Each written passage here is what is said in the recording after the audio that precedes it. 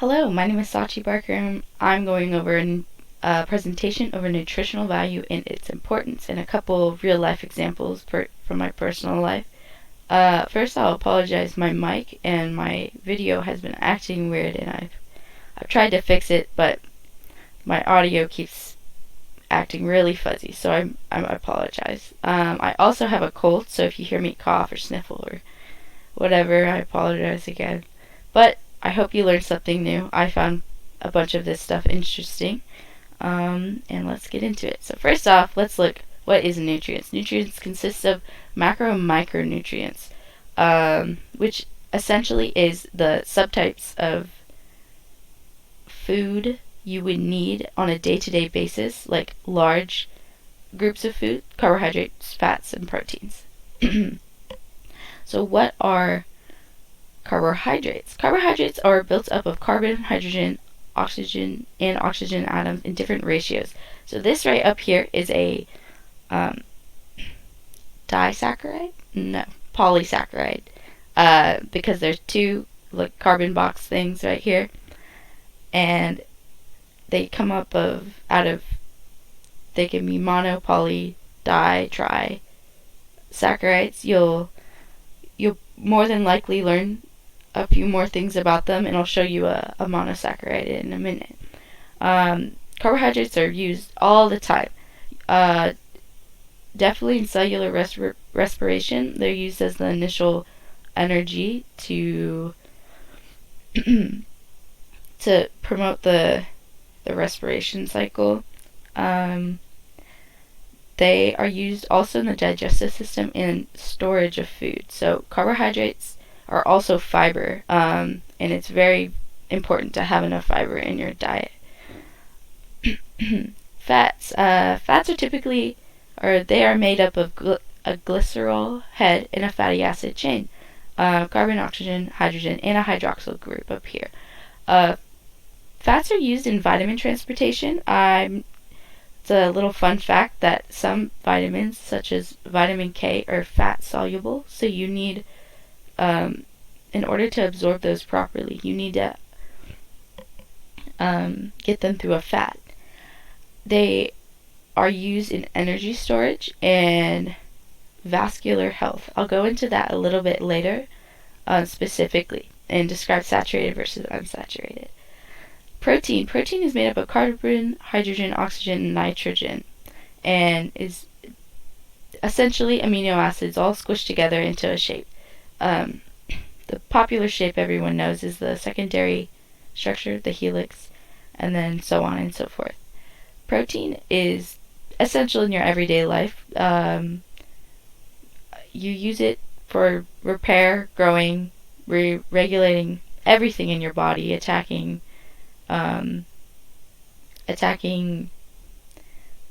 infectious diseases and viruses. And if your protein structure is mutated in any way, that can lead to cancer, and that's a big portion of why cancer occurs, is because of the protein structure and the DNA mutation. But that's way into genetics and all of that. So, going on to sugar. Sugar is like a subtype of a carbohydrate. It's a simple one carbon box, and it's used for immediate energy and regularly added to food for taste. That's why we're gonna keep it in here, because it's such a prominent thing currently in food that it's good to know about how much sugar is in your food and why. Now we're going to look at some of my real life examples of my favorite food. So first, let's go through this. The Arby's curly fries, some of my favorite food ever. I don't always eat it, but when I do, I get a large. It consists of 77 grams of carbohydrates, 35 grams of fat, 8 grams of protein, 0 sugars. I was kind of shocked about that. The sodium intake is really high. It's 1,480 milligrams. And I paired it with the Jamocha shake, which is really good, or at least it used to be. I think they recently changed the recipe, so it's not as good as I remembered. It consists of 98 grams of carbohydrates, 15 grams of fat, protein, sugars, and 440 milligrams of sodium. I was more shocked, I think, out of all of this, is that it has 14 grams of protein. Probably from the dairy, I would think. So altogether, this makes up for this large amount of macromolecules, and these percentages are based off of my personal height weight ratio, my exercise, my body type, etc. I so I through this meal quote unquote, I would get 83% of my daily carbohydrates. So I would only need 17% more of my carbohydrate intake for the day after that, or I would be off in the counts of macromolecules. The fats I'd be at 89% and the protein would be at 26%. And sugars, they're down here at 88 grams, and they do not have a daily intake value because you don't need sugar to live. You do just as well on carbohydrates, more than likely, more usually. And then back when they were starting the nutrition labels, the companies had some issue with it, and they refused to put the sugar daily intake on there because it would have shown the consumers that it was not good to eat as much sugar as they were putting it into the foods. But it ended up they were able to do that, and they're still able to do that. So that's one of the fun facts about the nutrition labels, that they aren't legally obligated to show how much sugar you would need a day, because in reality you don't need any of it, and you're overeating the amount of sugar you don't need. Alright, so now we're going on to my second meal, and it's a cheesy bean and rice burrito. It's from carbohydrates, fats, proteins, sugars, all right here, and sodium is at 880 milligrams. And I paired it with the nacho fries. These aren't on the menu currently, but they were over the summer, and I believe the summer before that. They are all this, and I think out of everything, I was more shocked that the sodium was so high, because it looks a little large, but in reality, the fry box isn't. So maybe it's the sauce that's bringing up the sodium, but I was a little confused.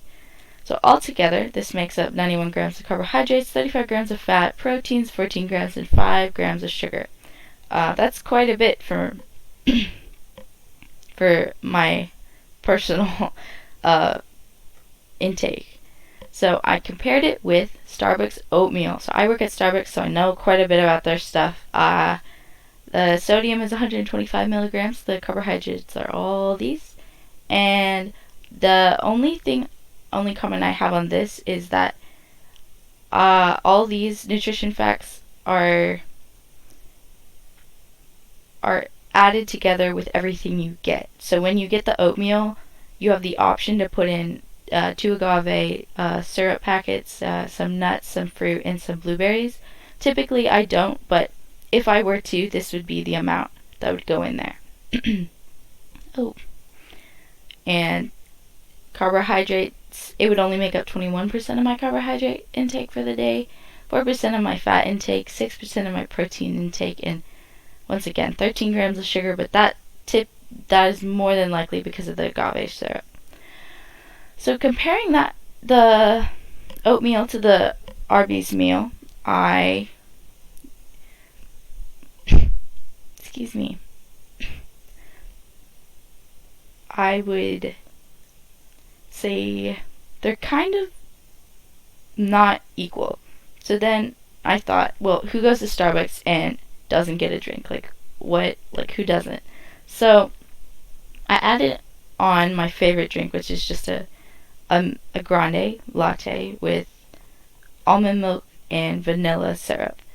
And surprisingly, I didn't know that it would be such little amount of sugar. Like, it's still 25 grams of sugar, but it's a lot less than I expected. So together, that makes 38 grams of sugar, 8 grams, 8.5 grams, and 68 grams right there. So the biggest difference, I think, is the fats in the food.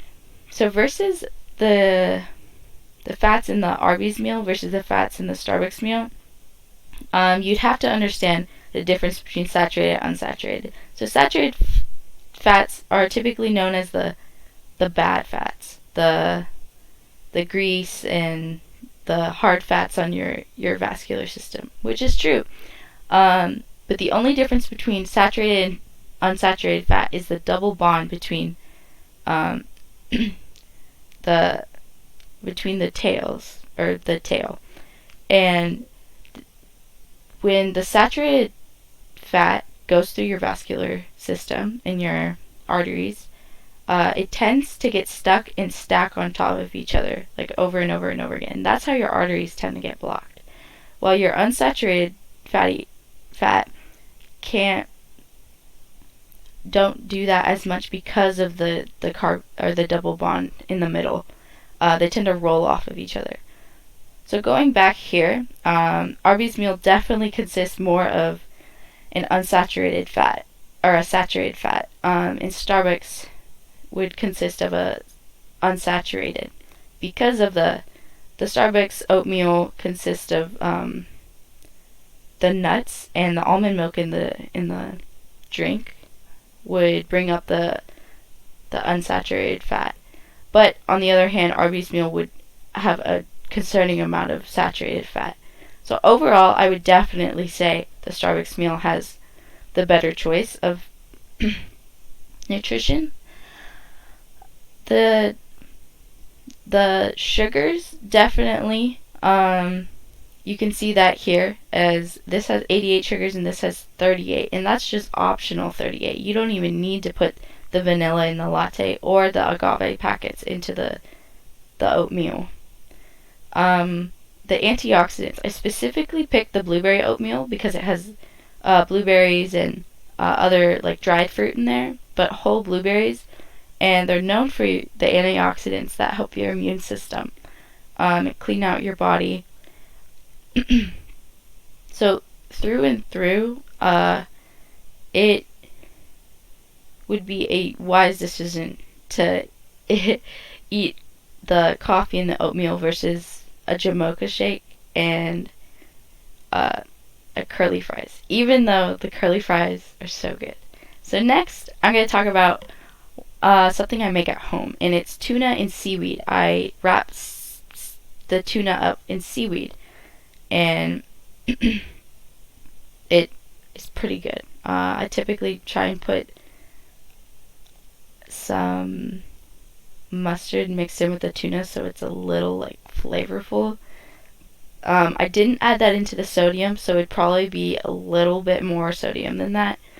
But overall, it would make up to 3% of my carbohydrate intake, which is very low, 29% of my fat intake, and 30% of my protein intake for the day, which is quite a bit, and zero sugar. So, comparing Taco Bell versus that little meal, obviously the carbohydrates are drastically different, and the sugar is also.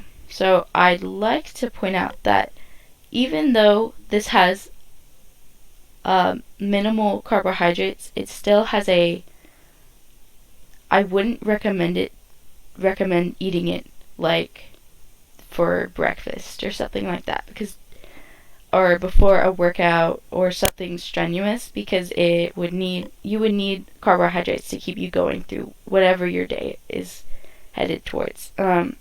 Also, the fats and proteins, while they may be a good source, you would need some kind of carbohydrate fiber to help your digestive system to process the proteins and fats, or your stomach will not be happy.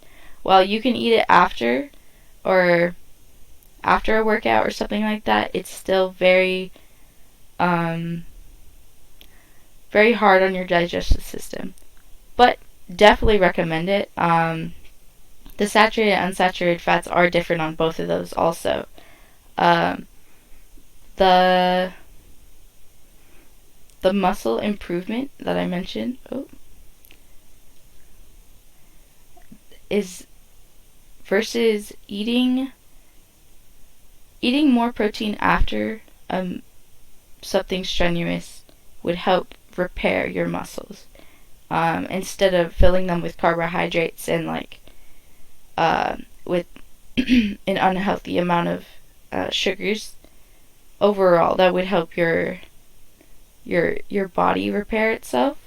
And I think some of my final thoughts on this was I was more shocked about the fats being so different. I was looking into the nutrients values versus like the sugar, and I was looking into the carbohydrates, but it ended up being more different between the fats, which would make sense if you think about it with with how much heart related issues are going on with the older generation. Um, Overall, I thought it was pretty neat. I learned a little bit about antioxidants, more than I knew. Um, but I had fun doing this. But I definitely recommend going to Taco Bell and getting that cheesy bean and rice burrito. It's unlike their dollar craving menu. It is fantastic. Um, well, I had a great semester with everybody, and I hope you all did too. And I think that's it. These are my works cited. Go check them out if you want to.